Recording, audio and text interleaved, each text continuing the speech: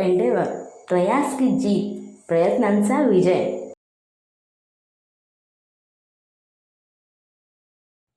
Hello everyone, myself Prishali Jannare and I welcome you to our channel that's Triumph of Endeavor, प्रयास की जीत. I hope आप सबकी IBPS PO की जो तैयारी है वो बहुत अच्छे से चल रही है. हमें जो लास्ट वीडियो था उसमें IBPS PO previous year question paper का क्वांटिटेटिव एप्टीट्यूड का सेशन देखा था. आई होप सो आप सबने वो वीडियो देख लिया है. अगर आपने वो नहीं देखा है तो उसका लिंक मैंने डिस्क्रिप्शन बॉक्स में दे दिया है, आप उसमें जाके वो वीडियो देख सकते हो. उस वीडियो में हमने क्वेश्चंस के अप्रोच देखे थे कि क्वांटिटेटिव एप्टीट्यूड में मुझे पहले कौन से क्वेश्चन सॉल्व करना है, कोई क्वेश्चन अगर मेरे सामने आता है तो मुझे उस क्वेश्चन को आंसर को कैसे अप्रोच करना है, कैसे आंसर तक पहुंचना है शॉर्ट ट्रिक से. ये सब हमने क्वांट एप्टीट्यूड का पूरा सेशन देखा था. तो आज के वीडियो में हमने लॉजिकल रीजनिंग का हमें देखना है. क्यों? क्योंकि लॉजिकल रीजनिंग भी तो उतना ही इम्पोर्टेंट है. उल्टा क्वांट से ज्यादा स्कोरिंग टॉपिक तो लॉजिकल रीजनिंग है. तो हमें उसका भी अगर हमारे पास अगर उसका अप्रोच है कि मुझे पहले कौन सा क्वेश्चन करना है, किस वे से किस सीरीज में जाना है, मुझे अगर ये सब मुझे पता है तो मैं ऑब्वियसली ज्यादा से ज्यादा स्कोर कर सकती हूँ. इसलिए आपको ये वीडियो आज का एंड तक देखना है. अगर आपको कोई भी डाउट्स वगैरह है, अगर आप कमेंट्स में पूछ सकते हो या फिर आप मुझे टेलीग्राम पर भी ज्वाइन कर सकते हो, जिसका लिंक भी मैंने डिस्क्रिप्शन बॉक्स में दे दिया है. ओके, तो विदाउट टाइम वेस्टिंग अभी हम सीधा जाते हैं हमारे क्वेश्चन पेपर की तरफ, जो कि प्रीवियस ईयर का लॉजिकल रीजनिंग का सेशन होगा. ओके, वैसे आपने चैनल को सब्सक्राइब तो कर दिया है ना? अगर नहीं किया है तो अभी कर देना, और अगर मेरा वीडियो अच्छा लगे तो लाइक भी जरूर करना. सो स्टूडेंट्स, अगर मेरे सामने कभी भी कोई लॉजिकल रीजनिंग का क्वेश्चन पेपर आता है तो मैं सबसे पहले क्या करूंगी, मैं ढूंढूंगी कि क्या मुझे उसमें इनइक्वालिटी मिल रहा है तो बेस्ट है, मैं सबसे पहले उसे सॉल्व करूंगी. फिर मैं देखूंगी क्या मुझे कहीं पे सिलोगिज्म दिख रहा है, अगर मुझे वो दिख रहा है तो मैं उससे सॉल्व करूंगी. क्या कहीं पे अल्फा न्यूमेरिक सीरीज मिल रहा है, देन अगेन बेस्ट है, मैं उससे सॉल्व करना है. या फिर मुझे कहीं पे ब्लड रिलेशन दिख रहा है या फिर डायरेक्शंस दिख रहा है, मतलब क्या इनइक्वालिटी सिलॉग्स अल्फा न्यूमेरिक सीरीज है, ब्लड रिलेशन है या फिर डायरेक्शन से. अगर ऐसे इजी क्वेश्चंस मुझे पहले मिलते तो सबसे पहले मैं उस क्वेश्चंस को अप्रोच करूंगी, पहले मैं उसके मार्क्स गेन कर लूंगी, तब जाके मैं पजल्स पे जाऊंगी. ये हमें हमेशा रीजनिंग के पेपर में करना है. ठीक है, तो आज के पेपर में हम सबसे पहले इनइक्वालिटी मुझे मिला है तो मैं सबसे पहले हम इनइक्वालिटी सॉल्व करके लेंगे. ओके, उसमें देखो अभी क्वेश्चन दिया है, यहाँ पे मुझे स्टेटमेंट और दो कंक्लूजन दिए. फर्स्ट कंक्लूजन मुझे चेक करना है, उसमें क्या बोल रहे हैं, R is greater than D. अब अगर आर से मुझे जाना है तो देखो R is greater than E, greater than equals to C and C is less than D. C क्या है, लेस देन डी है. सी और डी के बीच में यही आएगा.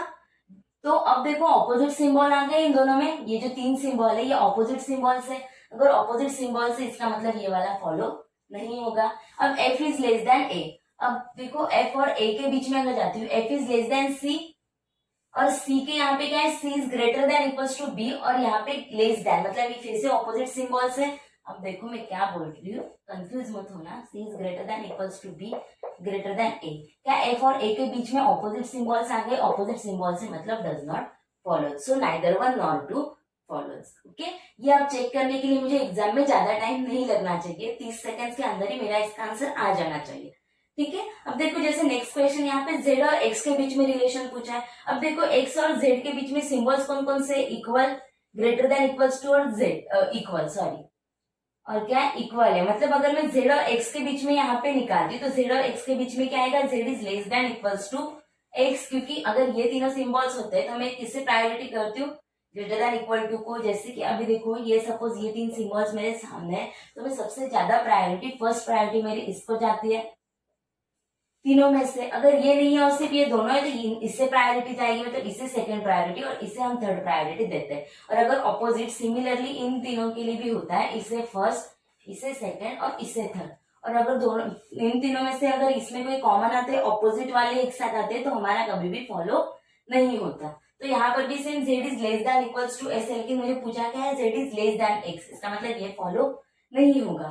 सेकेंड में क्या बोला है, v is less then y. अभी v और y में देखो एक बार, v और y के बीच में सिंबल्स देखो, v is less than equals to,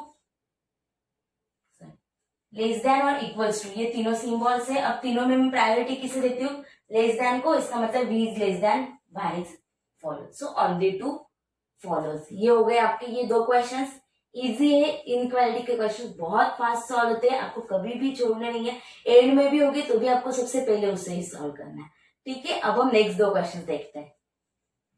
तो अब हम नेक्स्ट दो क्वेश्चंस देखते हैं इनइक्वालिटी के, ठीक है। अब कुछ क्वेश्चन दिख रहे हैं स्क्रीन पर। फर्स्ट जो क्वेश्चन उसमें बोला है ई और बी के बीच का मुझे कंपैरिजन बोला है। ई और बी के बीच में देखो जाते हैं तो क्या आता है, जो क्वेश्चन शायद रिपीट हुआ है, E is greater than equals to C. अब देखो यहाँ पे समझने के लिए मैं क्या बोल रही हूँ, greater than equals to E, greater than C, और यहाँ पे क्या है सी के बीच में C is greater than equals to B, right. ये मैंने लिख लिया। अब यहाँ पे सिंबल्स कौन कौन से दिख रहे हैं मुझे, ये तीनों, इन तीनों में मैं प्रायोरिटी किसे देती हूँ, ग्रेटर देन को। तो क्या ये ग्रेटर देन है, नो, इसका मतलब ये फॉलो नहीं होगा, इतना सिंपल है, ठीक है। अब इसमें देखो ए और डी के बीच में, अब ए और डी के बीच में यही पे मुझे दिख रहा है सिंबल्स देखो ऑपोजिट है, जहाँ पे ऑपोजिट सिंबल आते हैं वहां पे डेफिनेटली फॉलो नहीं होता, that means neither one nor two follows, okay.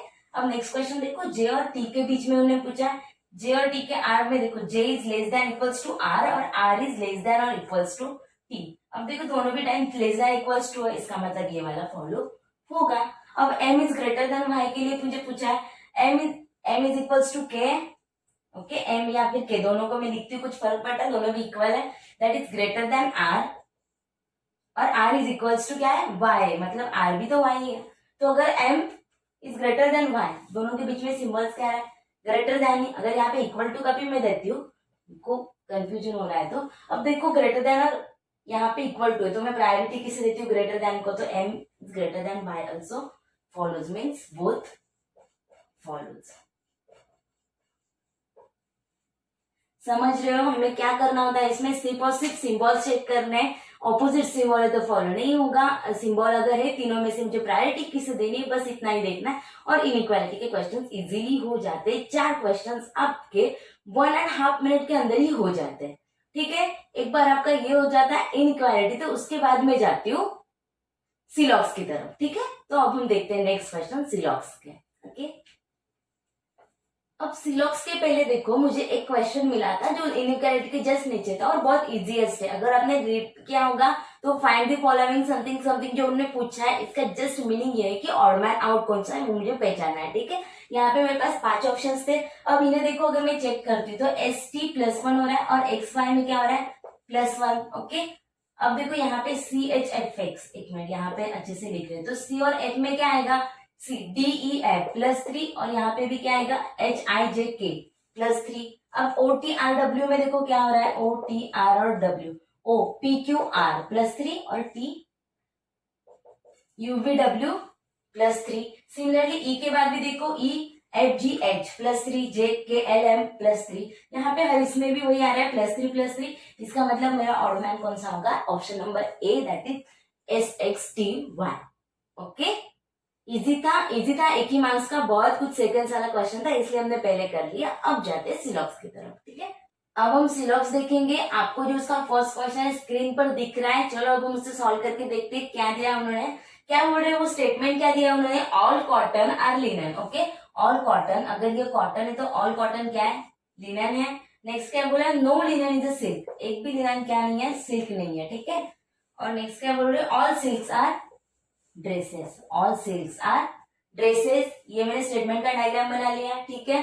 तो अब देखो उसमें कंक्लूजन क्या बोल रही है, all cotton can never be a silk, all cotton can never be a silk. अब मुझे एक बात बताओ, अगर ये पूरा का पूरा एल ही सिल्क नहीं है तो क्या कॉटन अंदर का कॉटन हो सकता है, जैसे कि अभी ये सपोज ये पूरी फैमिली है, ये बड़े पर्सन है और इसमें ये छोटे छोटे बच्चे, अगर ये बड़े पर्सन ही उसके साथ बात नहीं कर रहे तो ये छोटे बच्चे भी उससे बात नहीं करेंगे, समझ रहे हो। अगर इनका इनसे साथ चल रहा है तो ये छोटे वालों का भी होगा, इसका मतलब अगर एल पूरा का पूरा एस नहीं है तो कॉटन भी सिल्क नहीं हो सकता। और उन्होंने वही बोला है all cotton can never be silk, मतलब उन्होंने जो बोला है वो करेक्ट बोला है, तो उनका फर्स्ट कंक्लूजन क्या आ जाएगा, करेक्ट आ जाएगा, क्योंकि सारे के सारे कॉटन सिल्क नहीं हो सकते, राइट। और नेक्स्ट उन्होंने क्या बोला, all linens being a dresses is a possibility, all linen being a dresses is a possibility. अब ये लिनन का जो है ना, ये इस छोटे वाले के साथ, मतलब ये एस वाले के साथ नहीं जमता, राइट, लेकिन ये इसके साथ तो जम रहा है, इससे कोई प्रॉब्लम नहीं, बस इस छोटे वाले से प्रॉब्लम है। तो अगर ये पूरा का पूरा लिनन का पार्ट में यहाँ पे भी लेके आती लिनन,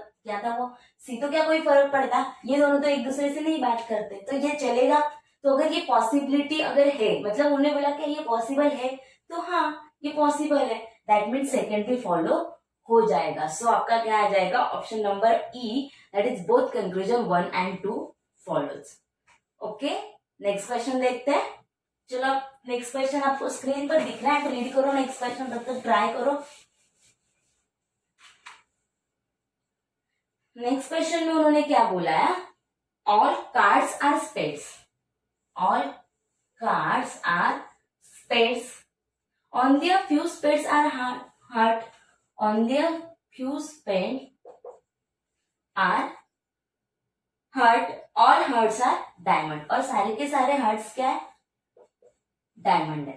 ठीक है, मैंने सबसे पहले कंक्लूजन का डायग्राम निकाल लिया। अब देखो क्या बोला है उन्होंने, no card is a diamond, क्या कार्ड और डायमंड में कोई रिलेशन है? और सेकेंड ऑप्शन उन्होंने बोला है at least some diamond are card. अब मुझे बताओ क्या कार्ड और डायमंड में कुछ रिलेशन है? तो नो कार्ड और एटलीस्ट सम, मैंने क्या बोला है, सम और नो अगर आता है दोनों भी एक साथ और सेम सेम है, ओके, सम और नो है। और उन्होंने क्या बोला, कार्ड और यहाँ पर भी कार्ड और diamond diamond, right, diamond diamond. अब देखो सम कार्ड और डायमंड, नो कार्ड और डायमंड, ओके। जब भी यहाँ पे देखो ये सेम है और ये भी सेम है, ठीक है, ये दोनों दोनों सेम है और सम और नो आ रहा है और यहाँ पे उनके बीच में कुछ भी रिलेशन नहीं है, तो ऐसे टाइम पे सम और नो पे आइदर और का कंडीशन आता है। क्योंकि देखो कुछ ना कुछ आइदर होगा, कार्ड डायमंड हो सकता है या फिर नहीं हो सकता, ये दोनों कंडीशन के अलावा तो कुछ भी कंडीशन नहीं है ना, होगा या फिर नहीं होगा। और मुझे ऑप्शन में दिया है आइदर 1 और 2, तो मेरे पास वही ऑप्शन आता है आइदर 1 और 2, आइदर होगा और नहीं होगा। इसका मतलब ऑप्शन नंबर आपको कौन सा आ जाएगा उसका, आइदर और का ऑप्शन है हमारा ऑप्शन नंबर सी, आइदर 1 और 2 फॉलोज। ओके, ठीक है, समझे आपको? चलो नेक्स्ट क्वेश्चन देखते हैं, तब तक आप रीड करो, आपको स्क्रीन पर नेक्स्ट क्वेश्चन आ रहा है।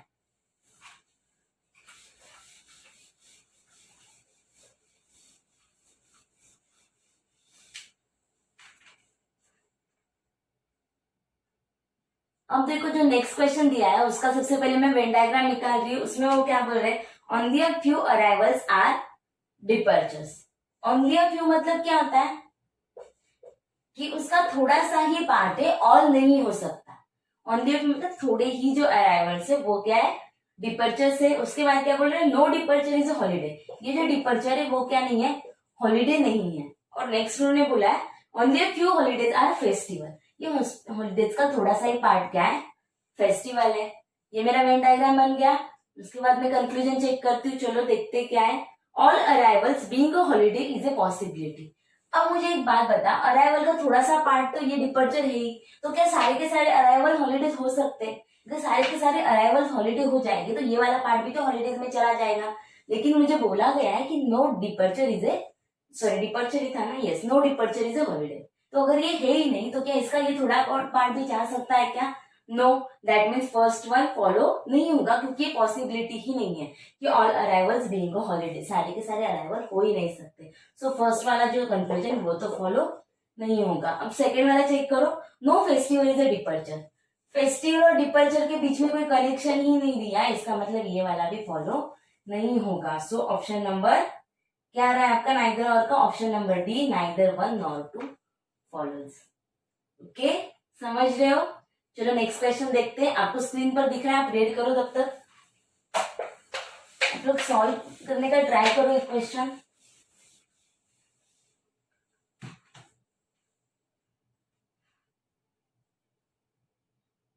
ओके, नेक्स्ट क्वेश्चन जो आपको स्क्रीन पर दिख रहा है उसमें वो क्या बोल रहे हैं, देखो हम सबसे पहले वेन डायग्राम निकालते हैं। फर्स्ट बोला हमने no teacher is a student, no teacher is a student, जो टीचर है वो स्टूडेंट नहीं है। नेक्स्ट बोल रहे ऑल स्टूडेंट्स आर चिल्ड्रन, ये जो स्टूडेंट्स है वो सारे के सारे स्टूडेंट्स क्या है, चिल्ड्रन है। और बोल रहे only a few children are professor, और इस चिल्ड्रन का जो थोड़ा सा पार्ट है, only a few children are professor, ये चिल्ड्रन के थोड़े बहुत पार्ट प्रोफेसर भी है। ओके, ये मेरा हो गया वेन डायग्राम। अब मैं क्या करूंगी, कंक्लूजन चेक करूंगी। कंक्लूजन में उन्होंने क्या बोला है, all professors being a student is a possibility, all professors being a student is a possibility. अब इसका थोड़ा सा ही पार्ट है, तो क्या ऑल प्रोफेसर अगर मैं यहाँ पे भी लाती हूँ तो क्या कोई फर्क पड़ता है? All students being all professor being a student is a possibility, और उन्हें वैसे भी मुझे क्या दिया था, on the few children are professor. अगर ये प्रोफेसर यहाँ पे भी आते तो भी चिल्ड्रन का थोड़ा सा ही पार्ट प्रोफेसर आ रहा है, मतलब ये पॉसिबिलिटी हो सकती है। यस ये हो सकती है, यहाँ पे कोई फर्क नहीं पड़ेगा, इसका मतलब फर्स्ट वन तो मेरा फॉलो हो जाएगा। सेकेंड वन क्या बोल रहे हैं वो, some teachers are definitely not children. Some teachers are definitely not children. अब देखो टीचर्स स्टूडेंट्स नहीं है ना, तो क्या चिल्ड्रन और स्टूडेंट्स के बीच में मुझे चिल्ड्रन और टीचर्स के बीच में कुछ रिलेशन है क्या? उन्हें क्या बोला है, some teachers are not student, और हाँ सॉरी क्या था, no teacher is a student ये बोला था, लेकिन क्या मुझे चिल्ड्रन और टीचर्स के बीच में कुछ रिलेशन दिया था क्या? नो, तो उनका अगर कुछ कनेक्शन ही नहीं है तो वो वाला फॉलो होता है, इसका मतलब ओनली वन फॉलोज। ओके, आपके सामने सोल्यूशन समझा है। सिलॉक्स के भी 4 क्वेश्चंस बहुत इजीली बन जाते हैं, इजीएस्ट टॉपिक होता है, ठीक है। तो हमने क्या क्या इनइक्वालिटी कर लिया और सिलॉक्स कर लिया, बीच में एक इजी वाला क्वेश्चन था वो भी कर लिया। अब इसके बाद अल्फा न्यूमेरिक सीरीज तो यहाँ पे नहीं आया था, कोडिंग डिकोडिंग आया था, ब्लड रिलेशन भी है, तो मैं पहले ब्लड रिलेशन का पजल सॉल्व करती हूँ, फिर हम जाते हैं नेक्स्ट की तरफ, ठीक है। चलो जाते हैं अभी हमारे ब्लड रिलेशन की तरफ। वीडियो अच्छा लग रहा है, अगर अच्छा लग रहा है तो लाइक कर दो, और अगर अब तक सब्सक्राइब नहीं किया है तो अब आप सब्सक्राइब कर दो, ठीक है। तो ब्लड रिलेशन का जो क्वेश्चन है वो आपको अभी सामने मिल रहा है, पजल है वो, और उसपे कितने 3 क्वेश्चंस आए, राइट। 3 क्वेश्चंस का आया था ब्लड रिलेशन, बहुत इजीएस्ट है। तो चलो रीड करके देखो उसमें क्या बोला उन्होंने, हम सॉल्व डायरेक्टली डायग्राम भी निकालते हैं, ठीक है। P is a sister in law of Q। P क्या है, Q की सिस्टर इन लॉ है। अभी P अगर सिस्टर इन लॉ है, इसका मतलब वो फीमेल होगी, right. Sister in law of Q मतलब क्या है कि अगर सपोज क्यू कोई भी है, उस क्यू का हस्बैंड या वाइफ जो भी होगी उसकी बहन होगी ये पी, राइट। या फिर कोई तो हाँ क्यू की जो भी हस्बैंड वाइफ होगा उसकी बहन, मतलब सिस्टर इन लॉ बन जाएगी, राइट। इसका मतलब ये क्यू का भी तो यहाँ पे हस्बैंड वाइफ, क्यू का मुझे पता ही नहीं है ये मेल है या फिर फीमेल है, बस इतना पता है, P is sister in law of Q, that's it. Okay, next क्या बोला उन्होंने, क्यू हैज नो सिबलिंग। इस क्यू को कोई भी सिबलिंग नहीं है, ठीक है, क्यू को कोई भी सिबलिंग नहीं है। नेक्स्ट बोला S is the father in law of Q. S क्या है, father in law of Q, मतलब क्यू का जो भी हस्बैंड वाइफ होगा उसका फादर, और ये सिस्टर इन लॉ है तो इसका भी फादर, मतलब इन दोनों का फादर यहाँ पे क्या आ जाएगा, एस। यहाँ पे जो भी पर्सन है उसका और इसका फादर क्या बन जाएगा, एस। दिस उसके बाद क्या आएगा, S has only one daughter. इस एस को एक ही डॉटर है, अगर ये उसकी डॉटर है इसका मतलब यहाँ पे उसका सन ही होगा, क्योंकि उसको एक ही डॉटर है, राइट। अगर ये सन है तो ये यहाँ पे उसकी वाइफ ही हो जाएगी, मतलब ये फीमेल बन जाएगी। नेक्स्ट उन्होंने क्या बोला, only one child of S is a married. S का एक ही चाइल्ड जो वो मैरिड है, अगर ये वाला मैरिड है तो ये जो पी है वो सिंगल होगी, राइट। उसके बाद उन्होंने क्या बोला, T is a grandson of U. अब इसका एक ही बेटा मैरिड है और ग्रैंडसन है, मतलब उसका ही यहाँ पे बेटा आ जाएगा, कौन है वो, T, right. T is the grandson of S, S का ग्रैंडसन टी बन गया। उसके बाद उन्होंने क्या बोला, you is the maternal grandfather of T. U क्या है, मैटरनल ग्रैंडफादर। अब देखो इसका अगर ये बेटा टी है तो ये उसकी मदर हो गई है, तो मैटरनल ग्रैंडफादर मतलब उसके मम्मा के पापा, तो उसके मम्मा अगर क्यू है तो उसके पापा कौन बन जाएंगे, यू, राइट। नेक्स्ट क्या बोला उन्होंने, V is the son in law of U. अब इस यू का सन इन लॉ कौन है, उसकी अगर ये बेटी है उसको एक, इसकी कोई सिबलिंग भी तो नहीं है, इसका मतलब यहाँ पे कौन बन जाएगा, वी। नेक्स्ट क्या बोला था उन्होंने, W is a sibling of V। अब V का सिबलिंग है W। अब देखो सिबलिंग तो है लेकिन S को अगर एक ही डॉटर है, इसका मतलब वो सिबलिंग क्या होगा, मेल होगा, क्योंकि ये S के ही बच्चे तीनों भी, और S को तो एक ही डॉटर है, इसका मतलब इसका जो थर्ड बच्चा है वो कौन होगा, मेल होगा, W। और नेक्स्ट बोला है उन्होंने, X is the niece of W। X जो है वो क्या, W की नीस है। अब ये एक सिंगल ही मैरिड थे, ये दोनों भी तो नहीं थे, तो उसकी नीस मतलब उसके भाई की बेटी आ जाएगी, इसका मतलब इस टी की बहन होगी जिस एक से इसकी नीस लगेगी, राइट। ये बन गया मेरा डायग्राम। ओके, चलो अब उस पे क्वेश्चंस कौन कौन से वो आपको स्क्रीन पर दिख रहे हैं वो देखते हैं। How is W related to T. W कौन है, टी का उसके पापा का भाई, दैट मीन्स अंकल, देखने की भी जरूरत नहीं है। How is X related to U. X कौन है, यू की बेटी की बेटी, that means granddaughter, option number B. और नेक्स्ट दिया है if S is married to Y then how is P related to Y. If S is married to Y, अगर ये एस जो है वो वाई से मैरिड है तो how is P related to Y. तो पी कौन लगेगा, भाई पी कौन होगी, बेटी हो जाएगी, that means daughter. So option number D daughter. बहुत सिंपल था, 3 क्वेश्चंस अगर आप ये बना लेते हो डायग्राम तो बहुत इजीली बन जाते हैं, ठीक है। और एग्जाम में आपको बहुत फास्ट फास्ट सबको बनाना है और वो बन जाता है टाइम पर, ठीक है। बस रॉन्ग नहीं करना है क्योंकि मुझे वहां पे निगेटिव मार्किंग भी है, ओके। अब ये भी हो गया। अब उसके बाद हम देखते हैं कोडिंग डिकोडिंग का जो क्वेश्चन आया था उससे सॉल्व करते हैं, ठीक है। चलो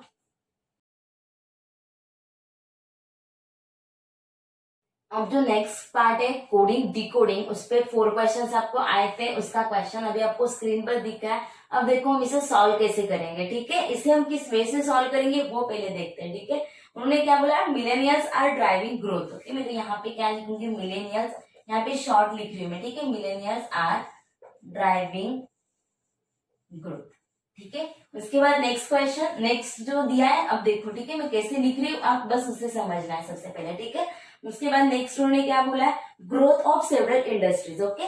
तो ग्रोथ कॉमन है तो मैंने कॉमन को यहाँ पे डैश लिया, growth of several industries, okay, of several industries, ठीक है। उसके बाद थर्ड में क्या दिया उन्होंने, several self driving cars, okay. तो सेवरल कॉमन है यहाँ पे, सेवरल सेल्फ ड्राइविंग, ड्राइविंग भी तो कॉमन है, राइट, ड्राइविंग भी तो यहाँ पर कॉमन है, और क्या था यहाँ पे, कार्स, ठीक है। उसके बाद जो नेक्स्ट सेंटेंस है वहां पे क्या है, वहां पे इंडस्ट्रीज एक्सपर्ट्स आर होपफुल, ठीक है। इंडस्ट्रीज, इंडस्ट्रीज कॉमन है यहाँ पे फोर्थ सेंटेंस में, फोर्थ सेंटेंस अगर मेरा नीचे आ रहा है यहाँ पे इंडस्ट्रीज कॉमन है, industries experts are hopeful, industries, हाँ, इंडस्ट्रीज एक्सपर्ट्स आर भी तो कॉमन है मेरा यहाँ पर, आर होपफुल, ठीक है। मैंने क्या किया आप समझ रहे हो, ओके। क्वेश्चन आपका ऊपर दिखेगा आपको, ये देखो, मिलेनियल्स आर ड्राइविंग ग्रोथ, ये था। नेक्स्ट जो था वहां पे ग्रोथ कॉमन था, ग्रोथ ऑफ सेवरल इंडस्ट्री।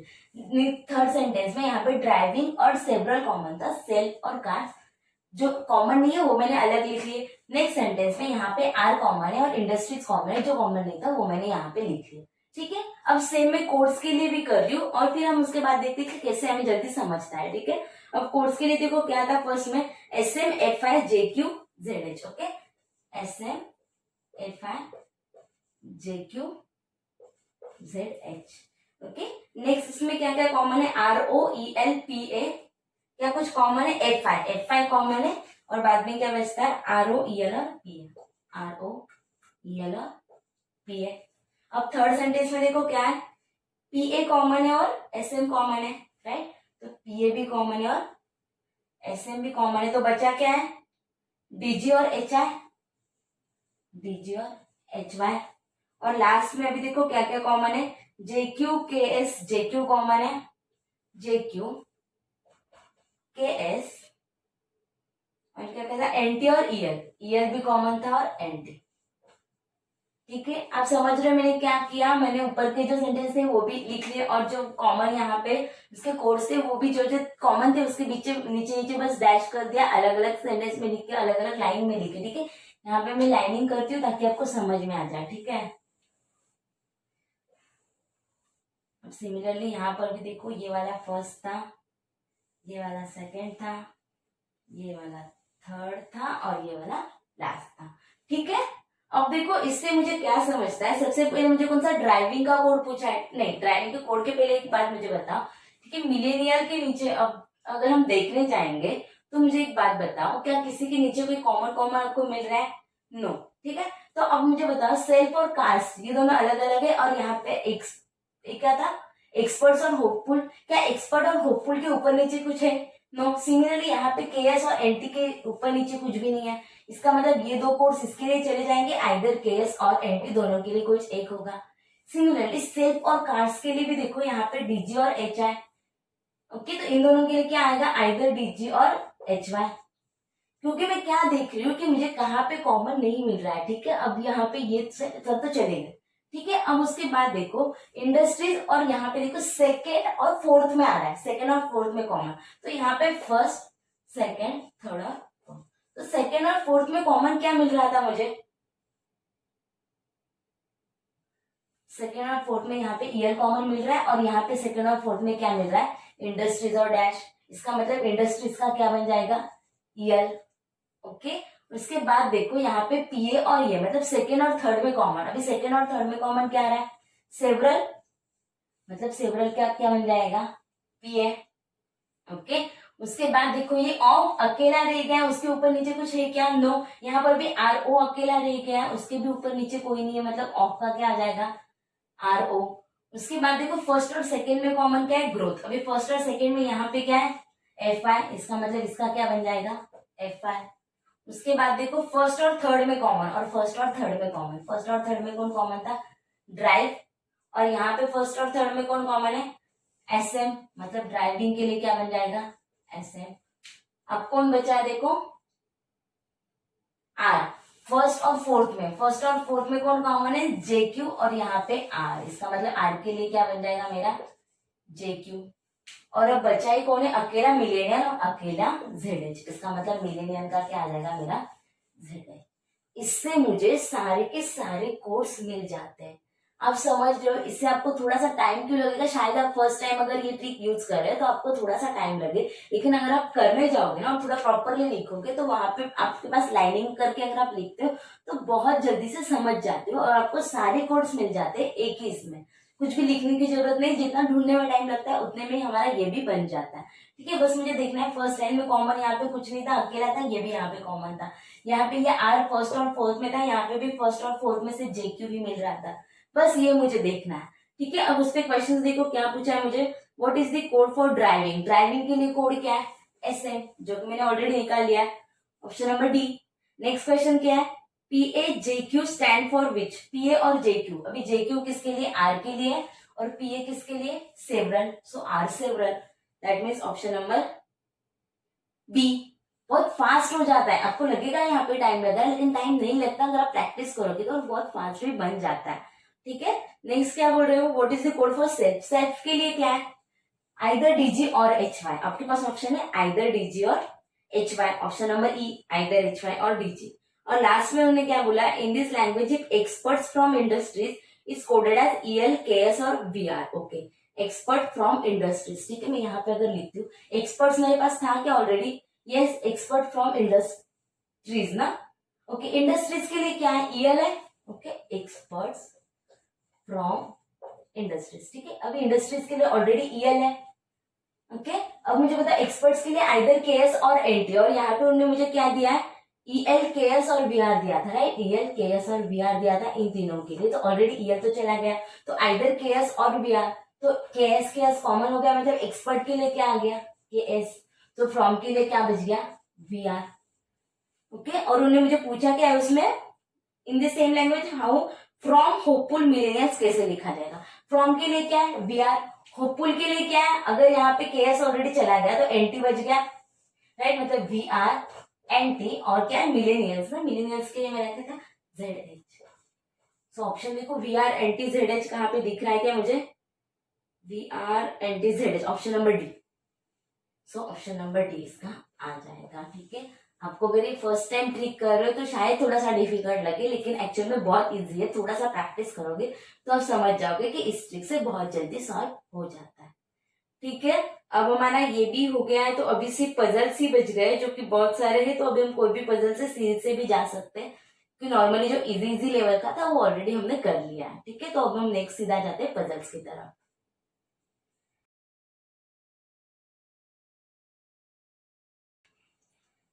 अब हम सीधा जाएंगे हमारे पजल्स की तरफ, क्योंकि अभी सारे जो इजी लेवल के थे, एक्चुअली अभी भी इजी ही है, लेकिन जो बहुत ज्यादा स्कोरिंग थे, जल्दी से जल्दी होने वाले थे, वो क्वेश्चन सभी क्वेश्चन पेपर में हो गए, तो हम पजल की तरफ जाते। तो अगर आप पजल देखोगे ना तो उसमें एक सर्कुलर अरेंजमेंट का पजल पूछा है।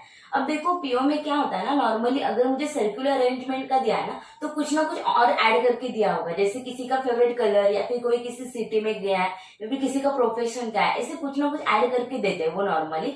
या फिर अगर ये ऐड नहीं है तो उसके जो फेसेस है ना वो सारे इनवर्ड्स और आउटवर्ड्स दिए गए होते हैं। तो इसमें उन्होंने क्या दिया है, all are facing the centre वाला क्वेश्चन मुझे दिया है और उनके फेवरेट कलर मुझे दिए गए, ठीक है। तो 6 people JK, LM and O are sitting around a circular table facing the center. They like different colors, pink, red, green, blue, white and yellow, ठीक है। तो मैं पहले क्या करती हूँ, दो कंडीशन साथ में यहाँ पे ड्रॉ कर रही हूँ, ठीक है, क्योंकि मुझे बाद में कंफ्यूजन ना हो, ठीक है। 1 2 3 4 5 6 1 2 3 4 5 6 सबके सब फेस इनवर्ट से, तो मुझे एरो देने की जरूरत नहीं है, ठीक है। अब देखो मैं सीधा सॉल्व करने को ट्राई करती हूँ, लेकिन अब देखो n is an immediate neighbour of the one who likes red. n क्या है, रेड का इमीडिएट नेबर है, तो अगर रेड यहाँ पे तो n यहाँ पे हो सकता है, या फिर अगर रेड यहाँ पर है तो n मेरा यहाँ पे हो सकता है, राइट। नेक्स्ट अगर मैं देखती हूँ तो नेक्स्ट रो ने मुझे क्या दिया है, k is sitting second to the right of n। n के सेकंड राइट में कौन है, k है। n के सेकंड राइट में कौन है, k है। नेक्स्ट रो क्या बोल रहा है, one person sits between k and the one who likes yellow, और नेक्स्ट आइदर फ्रॉम राइट और द लेफ्ट साइड। नेक्स्ट दिया n नाइदर लाइक्स येलो और रेड। n का क्या है, नाइदर लाइक्स येलो और रेड, इसे येलो पसंद नहीं है, और रेड तो ऑलरेडी यहाँ पे, यहाँ पर भी n को येलो पसंद नहीं है। जब ऐसे दिया होता है तो नॉर्मली मैं क्या करती हूँ कि सब चेक करती हूँ किसे क्या क्या पसंद नहीं है, और किसे कुछ पसंद नहीं है तो मुझे वो भी देखना होगा। जैसे नीचे भी दिया है जे नाइदर लाइक्स येलो और रेड, जे को भी येलो और रेड पसंद नहीं है, मतलब यहाँ पे जे नहीं आ सकता, और जहाँ पे भी येलो होगा वहां पर भी जे नहीं आ सकता, ये क्लियर हो रहा है, ठीक है। तो ऊपर पहले हम वो सॉल्व करते हैं, वन पर्सन सिट बिटवीन के and the one who like yellow. के और येलो के बीच में एक ही पर्सन है, अगर के और येलो के बीच में एक पर्सन छोड़ती हूँ तो यहाँ पे एन है तो येलो नहीं आना चाहिए, इसका मतलब मेरा येलो यहाँ पे आएगा। सिमिलरली यहाँ पे अगर के है तो यहाँ पे तो नहीं आएगा, यहाँ पे ऑलरेडी येलो नहीं होना चाहिए क्योंकि ये एन को पसंद नहीं है, तो येलो मेरा यहाँ पे आएगा। और मैंने नीचे अभी अभी क्या किया था कि जे जो है उसे भी येलो पसंद नहीं है, ठीक है, मतलब जे इन दोनों प्लेस पे भी नहीं आ सकता आगे जाके, ठीक है। अब नेक्स्ट क्वेश्चन देखो क्या बोला उन्होंने, एन नाइदर लाइक्स येलो हो गया, only two people are sitting between the one who like yellow और यल। येलो और एल के बीच में क्या है, दो पर्सन है। अभी येलो यहाँ पे तो एल कहाँ पे आएगा, नीचे। सिमिलरली येलो यहाँ पे तो एल कहाँ पे आ जाना है, यहाँ पे, ठीक है। अब उसके बाद चलो देखते हैं क्या बोला उन्होंने, J sits third to the right of the one who likes pink. जिसे पिंक पसंद है उसके थर्ड राइट में जे है, ठीक है, पिंक के थर्ड राइट में जे है, ठीक है। अब मुझे एक बात बताओ, जे के लिए जो पोजीशन है, अब इसमें अगर मैं चेक करती हूँ जे मेरा यहाँ पे नहीं होना चाहिए, यहाँ पे नहीं होना चाहिए, यहाँ पे ऑलरेडी एन है, यहाँ पे भी ऑलरेडी एल है, यहाँ पे भी ऑलरेडी के है, इसका मतलब जे के लिए मेरा पोजीशन यही बचता है, ठीक है। और जे कहाँ पे, पिंक के थर्ड राइट में, इसका मतलब मेरा पिंक यहाँ पे आ जाएगा, एन को पिंक आएगा तभी तो पिंक का थर्ड राइट जे बन जाएगा। सिमिलरली यहाँ पे देखो अभी जे के लिए पोजीशन यहाँ पे यहाँ पे यहाँ पे यहाँ पे भी नहीं है, तो अगर मैं ये दोनों के लिए है, दोनों में कहीं पर भी हो सकता है, तो मैं सपोज पहले यहाँ पे ट्राई कर रही हूँ, ठीक है। अगर जे यहाँ पे है तो मेरा पिंक यहाँ पे होगा, तभी जाके पिंक के थर्ड राइट में जे आएगा, राइट। अब नेक्स्ट उन्होंने मुझे क्या बोला है, उसके बाद उन्होंने मुझे दिया है जे नाइदर लाइक येलो रेड, तो हो गया, only one person sits between J and the one who like white either from right और लेफ्ट। जे और व्हाइट के बीच में एक ही पर्सन है, अगर यहाँ पे जे तो वन पर्सन छोड़ के यहाँ पे ऑलरेडी रेड है, इसका मतलब व्हाइट यहाँ पे आएगा। सिमिलरली जे यहाँ पे तो मेरा व्हाइट यहाँ पे आएगा, ठीक है। और नेक्स्ट उन्होंने क्या बोला, अभी ऑलरेडी क्वेश्चन ऑलमोस्ट खत्म हो गया। नेक्स्ट बोला O sits to the immediate left of the one who likes green. Green के इमीडिएट लेफ्ट में कौन है, ओ है। अभी यहाँ पे देखो नीचे तो ऑलरेडी सारे कलर हो गए, तो ग्रीन के इमीडिएट लेफ्ट में ओ होना चाहिए, राइट। तो अब यहाँ पे अगर मैं यहाँ पे ग्रीन लेती हूँ तो उसका इमीडिएट लेफ्ट ओ हो सकता है क्या, नहीं, क्योंकि ऑलरेडी के है। अगर यहाँ पे ग्रीन लेती हूँ तो यहाँ पे ऑलरेडी एल है, इसका मतलब और कहीं पे जगह ही नहीं है, इसका मतलब मेरा ये वाला तो रॉन्ग हो गया, राइट। अब मुझे यहाँ पे चेक करती हूँ, ग्रीन के इमीडिएट लेफ्ट में क्या होना चाहिए, ओ होना चाहिए, राइट। तो अब देखो मुझे जगह कहाँ कहाँ पे बची जहाँ पे मैं ओ भी एडजस्ट कर सकती हूँ, ग्रीन भी। ओ ओ ओ ओ ओ के लिए यहाँ पे के एल एन जे इन दोनों में ही ओ हो सकता है, राइट। और वो कहाँ पे, ग्रीन के जस्ट लेफ्ट में। तो अब यहाँ पे अगर मैं ओ लेती हूँ तो यहाँ पे ग्रीन तो नहीं आ सकता, सॉरी यहाँ पे अगर ग्रीन तो है ही नहीं, मतलब पोजीशन ही नहीं है ग्रीन के लिए, मेरे पास जगह ही कौन सी बचती है, आइदर ये दोनों। तो ग्रीन के लेफ्ट में ओ आना चाहिए, लेकिन यहाँ पे ऑलरेडी जे है, इसका मतलब अगर यहाँ पे ग्रीन है तो यहाँ पे मेरा ओ आ सकता है, राइट। अब पूरा क्वेश्चन ही खत्म हो गया। तो देखो बचा ही क्या है, जे के एल एम बचा था, तो एम यहाँ पे आ जाएगा। और कलर में देखो pink, red, yellow green white, मतलब कलर कौन सा बच गया मेरा, ब्लू, तो ब्लू कलर मेरा बच गया। इसका मतलब मेरा ये सॉल्यूशन आ जाएगा। ये तो रॉन्ग था, इसका मतलब ये वाला मेरा सॉल्यूशन आ गया। ठीक है, जो नहीं था वो मैंने उसे रफ कर देती हूँ ताकि आपको समझे कि कंफ्यूजन ना हो। ठीक है, ये आ गया मेरा सॉल्यूशन। समझा है आपको ये सॉल्यूशन? थोड़ा सा लेंदी लगेगा, पीओ का थोड़ा सा लगता है, लेकिन इतना भी नहीं है, प्रैक्टिस होती है तो अपने आप जल्दी बन जाता है। ठीक है, अब उस पर क्वेश्चंस देखते हैं हम क्या है। क्वेश्चंस आपको दिख रहे हैं इस साइड में। अब देखो क्वेश्चन क्या बोला है, who among the following likes green, green किसे पसंद है, जे को, option number C. Next, what is the position of J with respect to the one who likes blue, blue के रिस्पेक्ट में जे की पोजीशन क्या है, इमीडिएट लेफ्ट है, right, so option number D. Next question बोला how many people are sitting between the one who like pink and M when counted from left of the M, M के left से count करती हूँ तो M और pink के बीच में कितने, एम के लेफ्ट से अगर मैं काउंट करती हूँ तो कोई भी नहीं है एम और पिंक के बीच में, so option number B none. Next बोला who sits third to the left of O, O के थर्ड लेफ्ट में कौन है, 1 2 3 एल, या फिर red, the one who likes red, L का ऑप्शन नहीं, ऑप्शन नंबर ए। और लास्ट बोला है which of the following statement is true about M and L, M और एल के लिए कौन कौन सा स्टेटमेंट ट्रू है ये मुझे पता है। ठीक है, क्या बोल रहे हैं, M sits second to the left of L, M जो वो एल के सेकंड लेफ्ट में है क्या, नो, वो उसके राइट में। नेक्स्ट बोला है there are two people between M and L, no, one ही पर्सन है एम और एल के बीच में। नेक्स्ट बोला है no one sits between M and L, ना, L sits second to the right of M, M के सेकंड राइट में है क्या एल, नो, वो तो लेफ्ट में, so none of this, that means option number E आएगा आपका, नन ऑफ दिस। ओके, ये पजल आपका बन गया। थोड़ा सा लेंदी लगा होगा लेकिन इतना भी लेंदी नहीं है, प्रैक्टिस करोगे तो बन जाएगा। ठीक है, अब हम नेक्स्ट पजल पे जाते हैं। पहले चाहे तो इसका स्क्रीनशॉट ले लो। ठीक है, चलो।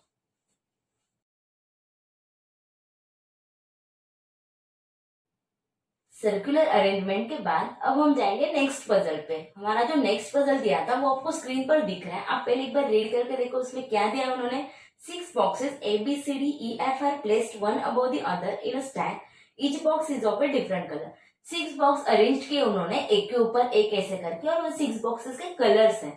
ठीक है, अब मुझे उन्हें बस अरेंज करना है, उनके अरेंजमेंट से मुझे देखना है कि क्या क्या कैसे अरेंज किया उन्होंने। ठीक है, अब देखो क्या बोल रहे हैं, only 2 boxes are kept there between A and B, A और बी के बीच में 2 ही बॉक्सेस है। और नेक्स्ट सेंटेंस में मैं रीड करके देखूंगी कि क्या मुझे कोई क्लू मिल रहा है। नेक्स्ट क्या बोल रहे हैं, only 2 boxes are kept between black box and, sorry, only 2 boxes are there between A and B and black is kept above the B. A और बी के बीच में क्या है, 2 ही है। ठीक है, ए अगर यहाँ पे सपोज मेरा तो 1 और 2 तो यहाँ पे भी आएगा, राइट, या फिर क्या हो सकता है बी 1 और 2, ए यहाँ पे हो सकता है। ओके, ए बी और सॉल्यूशन कहा था मेरे पास बी और ए। ओके, और black box is kept immediately above the B, तो ब्लैक जो है ये क्या आएगा, यहाँ पे आएगा, या फिर बी के ऊपर, मतलब यहाँ पे ब्लैक आना चाहिए। ठीक है, नेक्स्ट रो ने मुझे क्या बोला, only 2 boxes are kept between black and C and C is not kept at the bottom. ठीक है, ब्लैक और सी के बीच में कितने 2 बॉक्स है और सी बॉटम में नहीं है। ठीक है, अब मुझे बात बताओ, अगर 1 और 2 यहाँ पे करती तो अगर सी बॉटम में ही चला जाता है, ऑलरेडी 6 है, मतलब 1 2 3 4 5 6 बॉटम में चला जाता है, जो मुझे नहीं चलेगा। इसका मतलब ब्लैक और सी में अगर 2 है तो मेरा सी यहाँ पे आएगा। सिमिलरली यहाँ पे देखो, और ऊपर तो नहीं, ऑलरेडी 1 2 3 4 5 होगा तो ऊपर को तो जगह ही नहीं है, मतलब 1 और 2, तो सी मेरा यहाँ पे आ जाएगा कि 2 बॉक्स है ब्लैक और सी के बीच में, राइट। उसके बाद वो क्या बोल रहे हैं, only 1 box is kept between C and yellow colour box and box B is not a yellow colour, box B जो है वो येलो नहीं है, और 1 box is kept between C and yellow, yellow और सी के बीच में एक बॉक्स है, और बी जो है वो येलो नहीं है। ठीक है, ये जो बी है ना ये येलो नहीं है, सिमिलरली यहाँ पे भी जो बी है वो येलो नहीं है, और सी और येलो के बीच में एक बॉक्स बोला है उन्होंने, राइट, या only 1 kept between C and yellow, yellow और सी के बीच में अगर एक बॉक्स है तो अभी यहाँ पे तो नीचे ही आ जाएगा, राइट, ऊपर तो जगह ही नहीं थी। यहाँ पे अगर देखो 1 और 2 यहाँ पे येलो नहीं है क्योंकि ऑलरेडी बी नहीं है, तो 1 2 3 4 5 यहाँ पे येलो आ जाएगा नीचे, राइट। अब नेक्स्ट उन्होंने क्या बोला है, only 2 boxes are there between yellow and green, yellow और ग्रीन के बीच में 2 ही बॉक्स है। अगर यहाँ पे देखती तो ऊपर तो जगह ही नहीं है, 1 और 2, 1 2 3 4 5 6, ओके। तो आइदर ऊपर भी आ सकता है या फिर ग्रीन नीचे भी आ सकता है ना। यहाँ पे देखो ग्रीन, क्योंकि एक तो ऊपर होगा या फिर नीचे होगा। यहाँ पे अगर करती तो 1 और 2 ग्रीन मेरा यहाँ पे आ जाएगा, राइट। यहाँ पे दो चांसेस है, लेकिन उन्होंने मुझे नेक्स्ट क्या बोला है देखो, green colour is kept above yellow. Green जो है वो क्या है, येलो के अबव आना चाहिए, मतलब यहाँ पे अगर येलो है तो ग्रीन मेरा ऊपर होना चाहिए, राइट। अब उसके बाद उन्होंने मुझे क्या बोला है, only one box kept between green and red. Green और रेड के बीच में एक ही बॉक्स है, अगर ग्रीन यहाँ पे तो रेड यहाँ पे आएगा। सिमिलरली अगर ग्रीन यहाँ पे तो एक छोड़ के ब्लैक तो यहाँ पे, मतलब रेड मेरा इधर आ जाएगा, ठीक है। उसके बाद उन्होंने क्या बोला है, D is kept immediately below red. Red के इमीडिएट बिलो कौन है, डी है। यहाँ पे रेड के इमीडिएट बिलो कौन आ जाएगा, डी आ जाएगा। नेक्स्ट क्या दिया उन्होंने, only 3 boxes are there between D and orange. D और ऑरेंज के बीच में 3 ही बॉक्सेस है, नीचे तो 2 ही जगह थी, 1 2 3 जगह ही नहीं है यहाँ पे। डी 1 2 3 तो यहाँ पे क्या आ जाएगा, ऑरेंज, राइट। ये आएगा ही नहीं क्योंकि उसके बीच में जगह ही नहीं है। और लास्ट अभी क्या बचा, ये तो कंफर्म हो गया। नेक्स्ट क्या था, E is kept above orange colour and blue colour box is kept below E, okay ठीक है। ऑरेंज कलर के अबो कौन है, ई है, राइट। ई जो है वो क्या, ऑरेंज के अबव है, ऑरेंज के भी यहाँ पर ही। और ब्लू क्या है, ई के नीचे है, ई के नीचे ब्लू, यहाँ पे जगह सिर्फ इसको ही है ब्लू। और यहाँ पे कौन बच गया, A B C D E और एफ बच गया, मतलब ये वाला भी आ गया। That means this is my solution, okay. अब उस पर क्वेश्चन देखो, उन्होंने क्या पूछे थे, 4 of the following 5 alike a certain way, find the odd one out, ठीक है। ऑड वन आउट पूछा है, ग्रीन ए, ग्रीन का पेयर ए के साथ दिया है, ठीक है। नेक्स्ट रेड और ई, रेड और ई तो ऊपर ही है बहुत ज्यादा, ओके। ब्लैक और एफ, ब्लैक और एफ, ओके। ब्लैक और एफ के बीच में कितना है, 1 है। पहले जो दिया था वो क्या था, ग्रीन और ए, ग्रीन और ए के बीच में भी एक ही था। और क्या दिया हमने, ब्लू और डी, ब्लू और डी के बीच में भी एक ही है। और ऑरेंज और सी, ऑरेंज और सी के बीच में भी एक ही है। इसका मतलब जो मेरा ऑप्शन था रेड और ई जो था वो मेरा अलग आएगा क्योंकि वो ऑड वन है, ठीक है। फर्स्ट तो आ जाएगा। नेक्स्ट क्या है, which of the following statement is true, no box is kept below D, yes, D के बिलो कोई भी नहीं है, लेकिन ऑल ऑफ दी अबव भी ऑप्शन है, इसलिए मुझे नीचे के भी देखना है, ठीक है। No box is kept between black and B, black और बी के बीच में कोई नहीं है क्या, यस, ब्लैक और बी के बीच में भी कोई नहीं है। थर्ड एक बार चेक कर लो, F is kept above C, F जो है वो सी के अबव है, इसका मतलब ऑल ऑफ द अबव ही आएगा, ठीक है। नेक्स्ट क्वेश्चन क्या है, how many boxes are there below blue colour, blue के नीचे कितने, 2, सो ऑप्शन नंबर डी 2। और बोला as many boxes are kept between the yellow colour box and orange colour box as between A and, yellow और orange के बीच में कितने, 1 2 3, तो इसे ए और किसके बीच में होंगे, 1 2 3 ई के बीच में होंगे ना, सो ऑप्शन नंबर ई। और फिर ब्लैक, यस, तो black box, that means option number B, okay. और लास्ट क्वेश्चन है उस पे, which box is kept immediately above red, red के इमीडिएट अबव कौन है, ब्लू या फिर सी, ने क्या बोला, blue, option number B is a blue, ठीक है। यही आपके सबके क्वेश्चन के आंसर, आपको सॉल्यूशन मिल गया। इजी था, इतना भी नहीं है, बस 2 कंडीशन मुझे हमेशा साथ में लेके ही चलना पड़ता है पजल्स के लिए, ठीक है। अब हम नेक्स्ट क्वेश्चन करते हैं, ये वाला पजल भी आपने कर लिया है तो आप स्क्रीनशॉट ले लो, फिर हम करते हैं next question.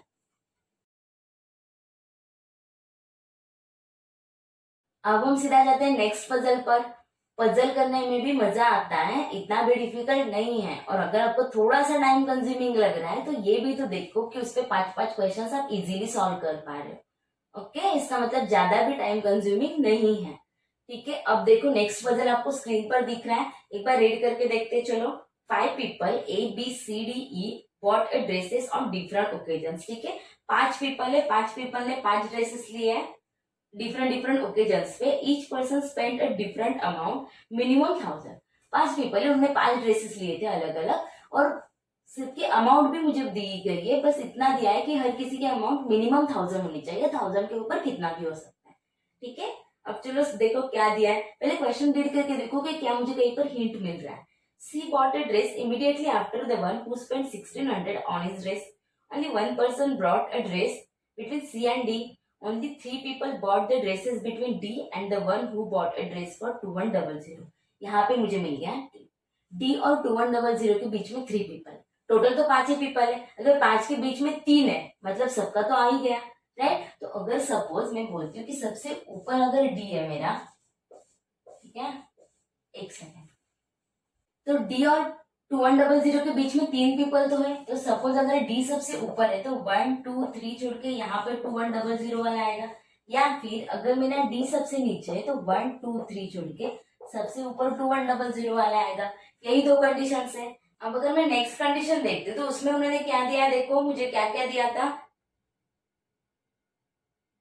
Sorry, yes, only 1 person bought a dress between C and D, C और डी के बीच में एक ही पर्सन है, मतलब अगर यहाँ पे डी है तो यहाँ पे सी होगा, और यहाँ पे डी है तो यहाँ पे सी होना चाहिए। और उन्होंने क्या बोला था, C bought a dress immediately after the one who spend 1600 के जस्ट बाद में सी ने लिया, राइट, मतलब यहाँ पर यहाँ तक तो आ गया। ओके, अब नेक्स्ट कंडीशन देखो उन्होंने क्या बोला है, A bought the dress immediately before the one who bought a dress for 4500, जिसने भी 4500 में ड्रेस लिया था उसके जस्ट अब पहले किसने लिया था, ए ने लिया था। अब देखो 4500 के लिए अगर मैं कंडीशन देखती हूँ तो अगर यहाँ पे 4500 देती हूँ तो उसके जस्ट अब वो ए तो नहीं दे पाऊंगी, यहाँ पे अगर मैं 4500 लेती हूँ तो यहाँ पे मैं ए दे सकती हूँ, राइट। सिमिलरली यहाँ पे भी अगर यहाँ पे 4500 करती हूँ तो यहाँ पे ए आएगा।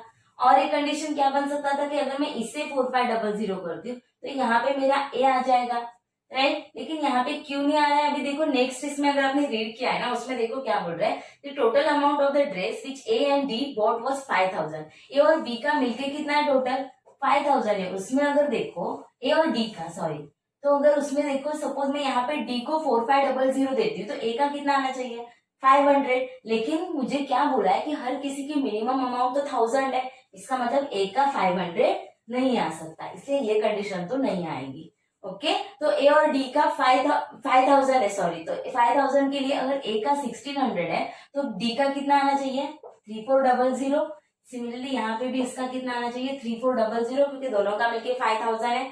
उसके बाद उन्होंने क्या बोला है, the amount of the dress which B bought is 500 more than that of E and E bought a dress before B। E ने क्या किया है, B के पहले लिया है, मतलब अगर यहाँ पे B है तो E मेरा ऊपर आना चाहिए, क्योंकि E ने पहले लिया है तो E ऊपर और B नीचे। और उन्होंने क्या बोला था, amount of the dress which B bought is 500 more than the E, E से 500 ज्यादा है B का।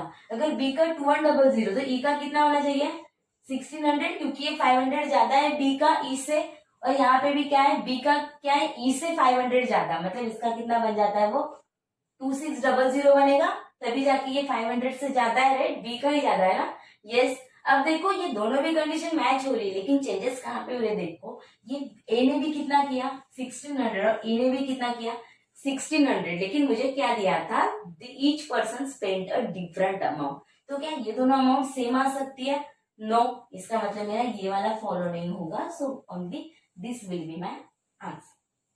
ओके, अब उस पर क्वेश्चंस देखो क्या पूछे गए, आपको ये समझा है, बहुत इजीएस्ट था ये पजल। नेक्स्ट बोला है who bought the dress immediately after C, C के जस्ट बाद में किसने लाया है बी या फिर 2600 वाले ने, मतलब ऑप्शन नंबर डी। नेक्स्ट बोला है find the odd one out, C 3400, okay C 3400, E और सी के बीच में एक ही पर्सन है। नेक्स्ट बोला है बी और 1600, मतलब ये वाला। नेक्स्ट बोला है बी और ए वही है, बी और 1600, और दिया है ए और ई। अब बताओ सबके बीच में एक एक था, ए और ई के बीच में कोई भी नहीं है, इसका मतलब ए जो है वही मेरा क्या आ जाएगा odd one out, so option number E. Next question बोला है find the amount of the dress bought by D, D ने कितने का लिया है 3400, that means option number C. और लास्ट उसमें बोला है find the difference between the amount of the dresses bought by A and E, A और ई के बीच में कितना का गैप है 500, सो option number A 500, this is my answer. Easy था ये वाला भी पजल। ओके, अब इसके बाद एक लास्ट पजल बचा है, फिर हमारे पूरे 35 क्वेश्चंस, यस पूरे 35 क्वेश्चंस हमारे कंप्लीट हो जाएंगे, मतलब पूरा लॉजिकल रीजनिंग अभी हम सॉल्व कर लेंगे, बस एक लास्ट पजल आपका बचा है, राइट है। अप्रोच आपको समझ रहा है, आपको किस वे से जाना है, मुझे पहले क्या क्या सॉल्व करना है, ये बस आपको यहाँ पे समझना है, क्योंकि आपको एग्जाम में वो बहुत ज्यादा इंपॉर्टेंट है। अभी एग्जाम पास में ही है आपका, और कोई और भी एग्जाम आप दे रहे हो तो भी ये बहुत इंपॉर्टेंट है, अप्रोच बहुत most important thing is approach and accuracy is also important. आपको कम टाइम में एक्यूरेट भी सॉल्व करना है। ठीक है, अगर वीडियो अच्छा लग रहा है तो लाइक कर दो। चलो नेक्स्ट क्वेश्चन देखते हैं।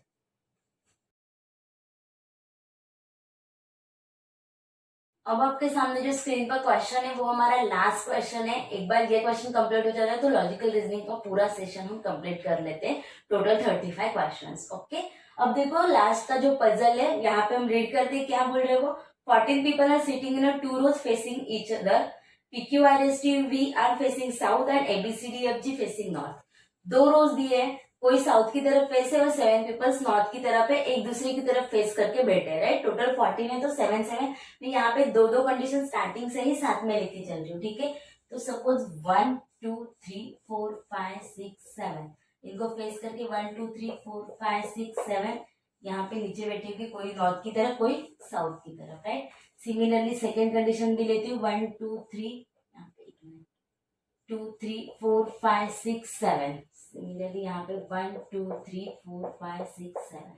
ठीक है, नॉर्थ की तरफ और साउथ की तरफ। साउथ की तरफ कौन है, PQRSTU, और नॉर्थ की तरफ कौन है, ABCDEFGH। ओके, EFG सॉरी, यही है ना, PQRSTU।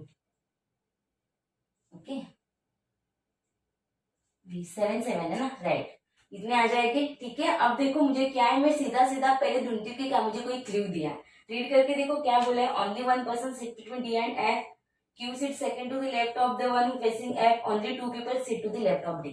मुझे क्लू चाहिए था। D के लेफ्ट में 2 ही पर्सन है, अगर D नीचे है तो 2 में लेफ्ट में 2 मतलब यही पे आना चाहिए, उस साइड में तो राइट है, तो D के लेफ्ट में कितने, 2 ही पर्सन है। ठीक है, ये एरो में नीचे ऐसे दिखा देती हूँ, कंफ्यूजन ना। ठीक है, डी के लेफ्ट में 2 ही पर्सन है। नेक्स्ट उन्होंने डी से रिलेटेड क्या दिया था, only one person seats between D और एफ। डी एंड एफ के बीच में एक ही पीपल है, तो आइदर लेफ्ट में बैठ सकता है या फिर राइट में बैठ सकता है, राइट। नेक्स्ट उन्होंने क्या बोला था, Q sit second to the left of the one facing F. F जिसे फेस करता है उसे सेकंड लेफ्ट में क्यू है। अब देखो एफ इसे फेस कर रहा है, अगर ये साउथ की तरफ है तो उसका लेफ्ट इसमें होगा, उसके सेकंड में कौन है, क्यू है। और अगर F यहाँ पर है तो उसका जो फेस करता है उसके सेकेंड लेफ्ट में कौन है, Q है, राइट। नेक्स्ट उन्होंने अभी देखो क्या बोला था, as many people sit to the left of Q as to the right of R। Q के लेफ्ट में जितने उतने ही राइट के R में होंगे, तो Q के लेफ्ट में अगर 4 है तो R के भी राइट में 4 होने चाहिए, मतलब R यहाँ पे, और अगर Q यहाँ पे इससे कंपेयर करती है तो मेरा R यहाँ पे आ जाना चाहिए, राइट। नेक्स्ट क्या बोला उन्होंने, A faces the immediate neighbor of the T। अब ना A दिया है ना T दिया है, कुछ पता ही नहीं है। चलो नेक्स्ट रीड करके देखते हैं। U sits second to the right of T, अब भी कुछ नहीं पता है। V sits fourth to the left of T। अब फोर्थ मतलब बीच में 3 का डिफरेंस, ये मुझे हेल्प दे सकता है। क्या बोले, V sits fourth to the left of P। P के लेफ्ट में, अब ये ऊपर है मतलब उनका लेफ्ट वहां पे आएगा, इसका मतलब P का लेफ्ट यहाँ पे होगा। P के फोर्थ लेफ्ट में कौन है, V है। तो अब देखो यहाँ पे अगर मैं P लेती हूँ तो 1 2 3 4 V यहाँ पे ऑलरेडी आ रहा है, राइट। अगर मैं P यहाँ पे लेती हूँ तो 1 2 3 4 यहाँ पे V आएगा।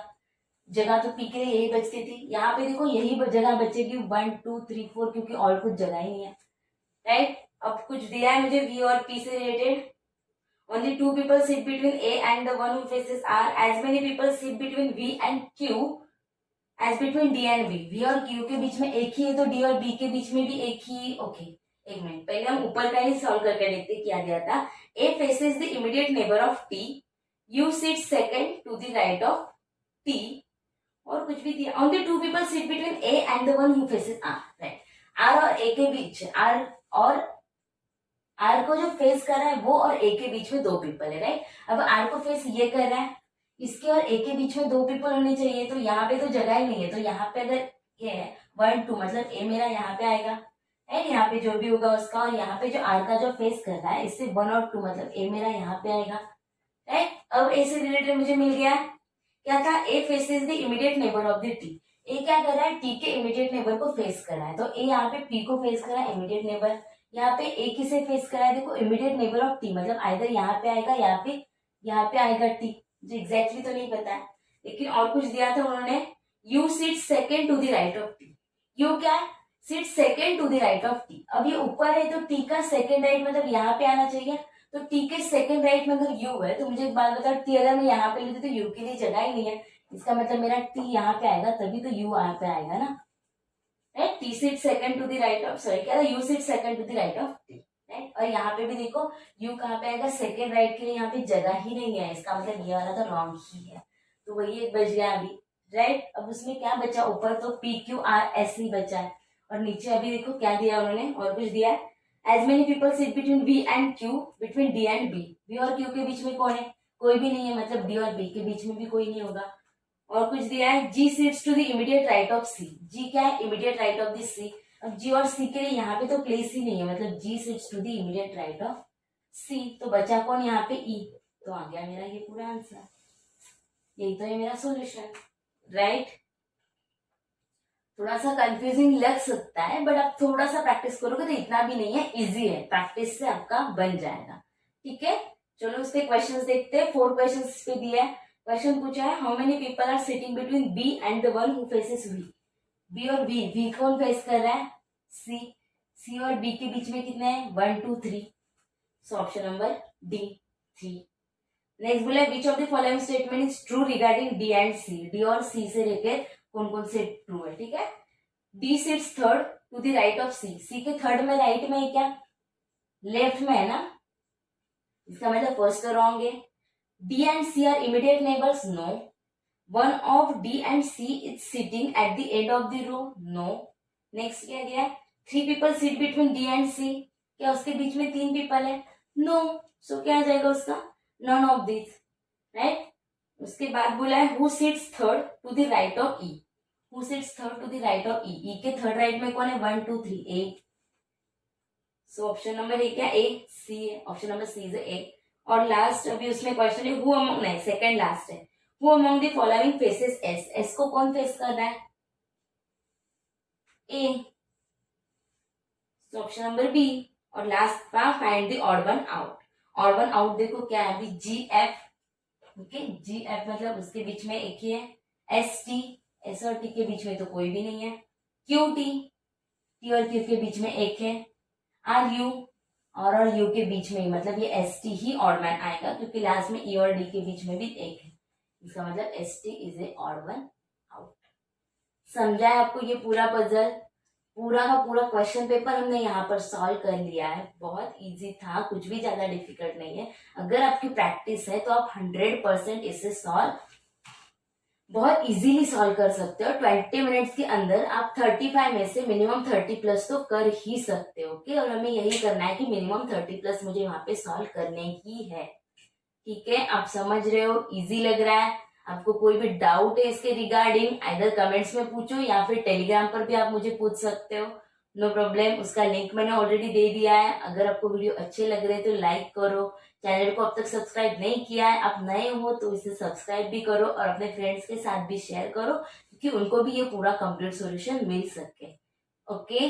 तो आप सबको एग्जाम्स के लिए ऑल द बेस्ट। और जो मैं हमेशा बोलती हूँ, हमारे चैनल का ही नाम ट्रायम्फ ऑफ एंडेवर मीन्स प्रयास की जीत। जितना ट्राई करोगे उतनी जल्दी, आप जितना ज्यादा ट्राई करोगे उतना ही आपके जीतने के चांसेस बढ़ेंगे, आप डेफिनेटली ही जीतोगे, राइट। प्रयत्नांचा विजय, right. All the best to all of you, thank you.